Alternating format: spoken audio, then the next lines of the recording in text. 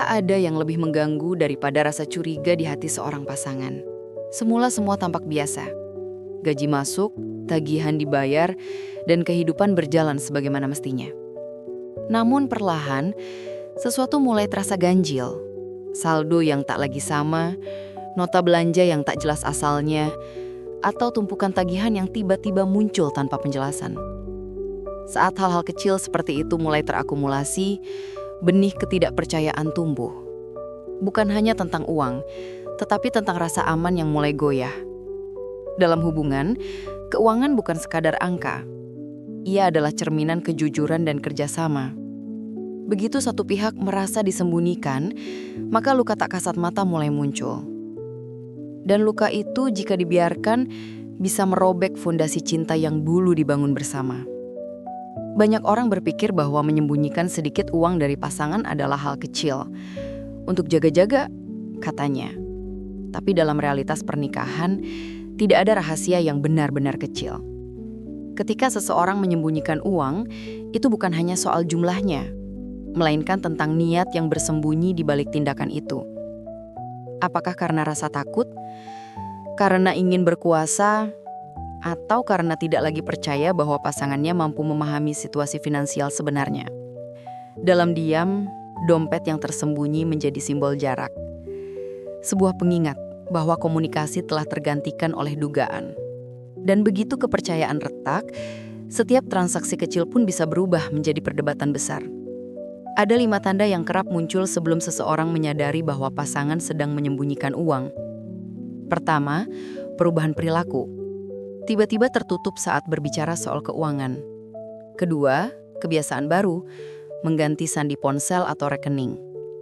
Ketiga, munculnya utang atau cicilan yang tidak diketahui bersama.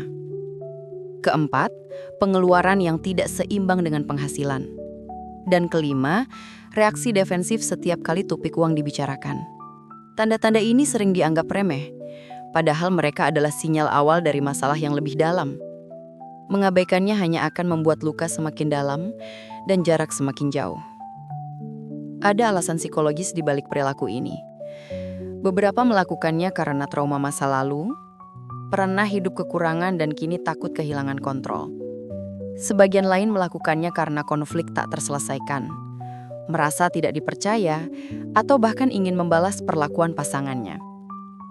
Di sisi ekstrim, ada juga yang melakukannya karena ego dan keserakahan. Tapi dalam semua motif itu, satu benang merah muncul. Rasa tidak aman. Menyembunyikan uang adalah cara untuk merasa berkuasa di tengah ketidakpastian. Padahal yang dibutuhkan bukan dominasi, melainkan komunikasi. Ketika rahasia keuangan terbongkar, bukan hanya rekening yang terbuka, tapi juga luka lama. Pertengkaran bisa muncul tiba-tiba, bahkan dari hal kecil seperti struk belanja atau notifikasi bank. Ada yang menangis, ada yang marah, dan ada pula yang diam, karena kecewa terlalu dalam. Di titik ini, keputusan penting harus diambil. Apakah akan memperbaiki, atau membiarkan semuanya hancur? Sebab menyembunyikan uang hanyalah gejala dari penyakit yang lebih besar. Kurangnya komunikasi, transparansi, dan rasa saling menghargai. Tanpa itu, tak peduli seberapa besar gaji yang masuk, hubungan perlahan akan kehilangan nilainya. Begitu menemukan tanda-tanda rahasia keuangan, reaksi alami adalah marah. Namun langkah pertama bukanlah konfrontasi, melainkan menenangkan diri. Karena kemarahan tidak akan membuka kejujuran, hanya menambah ketakutan. Ambil waktu untuk bernafas, mengurai emosi, dan menilai situasi dengan kepala dingin. Apakah benar ini niat buruk? Atau hanya miskomunikasi? Menenangkan diri memberi ruang bagi logika untuk berbicara dan bagi hati untuk mendengar. Sebab tujuan dari membicarakan uang bukan untuk mencari siapa yang salah, tapi mencari jalan pulang menuju kepercayaan. Ketika saatnya bicara, gunakan bahasa hati, bukan serangan. Ucapkan perasaan, bukan tuduhan. Aku merasa tidak dipercaya. Lebih menenangkan daripada kamu sembunyikan uang dariku. Kalimat pertama membuka ruang dialog, kalimat kedua menutupnya dengan dinding pertahanan. Dalam komunikasi pasangan, nada suara sering lebih penting daripada isi kata. Berbicara dengan empati membuat pasangan lebih mudah membuka diri, sebab bisa jadi ia sendiri menyembunyikan uang karena takut disalahpahami. Dan ketika dua orang berhenti saling menyerang, baru kejujuran bisa duduk di antara mereka. Keuangan yang sehat lahir dari keterbukaan dan struktur yang jelas. Buat sistem bersama, catatan pengeluaran, rekening gabungan, dan kesepakatan alokasi. Tak harus semuanya disatukan, tapi harus sama-sama tahu alurnya. Transparansi bukan tentang kontrol, melainkan rasa aman. Ketika kedua pihak tahu kemana uang pergi, kepercayaan ikut tumbuh. Dan perlahan, kebiasaan menyembunyikan uang tak lagi diperlukan, karena keduanya merasa cukup aman untuk saling berbagi. Memaafkan bukan berarti melupakan, melainkan memilih untuk melanjutkan. Setelah pengkhianatan keuangan, hubungan tak akan langsung sembuh. Butuh waktu, dialog, dan kesediaan untuk jujur kembali. Tapi setiap langkah kecil menuju keterbukaan adalah kemenangan. Memaafkan berarti memberi ruang bagi perubahan, bukan sekadar menutupi luka. Sebab kadang, cinta sejati diuji bukan saat senang, melainkan saat kejujuran terasa menyakitkan. Hubungan yang kuat butuh aturan baru setelah badai. Tentukan batas, siapa yang mengatur apa, bagaimana laporan dibuat, dan kapan evaluasi dilakukan. Bukan karena ingin mengontrol, tapi agar ada rasa tanggung jawab bersama. Dengan sistem yang jelas, rasa curiga perlahan hilang. Setiap transaksi menjadi simbol kerjasama, bukan potensi konflik. Dari sini, keuangan keluarga bukan lagi sumber masalah, tapi fondasi kepercayaan yang baru. Setiap pasangan pasti pernah salah langkah. Menyembunyikan uang hanyalah salah satunya. Yang membedakan pasangan kuat dan rapuh adalah bagaimana mereka belajar darinya.